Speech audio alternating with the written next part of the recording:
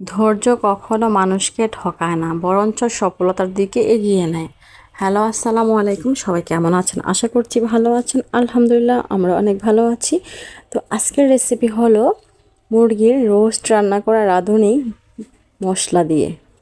তো আমি শুরুতে মুরগিটাকে ভালো করে কেটে নিয়েছি, কেটে ধুয়ে আদা বাটা, তারপরে হচ্ছে লবণ আর হচ্ছে লেবুর রস দিয়ে মেখে রেখে দিয়েছি আধা ঘন্টার মতো। তারপরে এগুলোকে ধোবা তেলের মধ্যে ভেজে নিচ্ছি একটু বাদামি কালার করে, দেখতেই পাচ্ছেন আপনারা সবাই।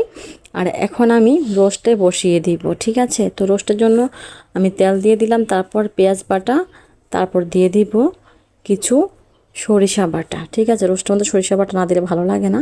তারপর দিলাম আদা বাটা, রসুন বাটা, আর সাথে কিছু লবণও অ্যাড করে দিয়েছি। আর এখন হচ্ছে সেই রোস্টের রাঁধুনি গুঁড়া মশলাটা একটু দিয়ে দিয়েছি। এটা দিলে কালারটা খুব সুন্দর হয়।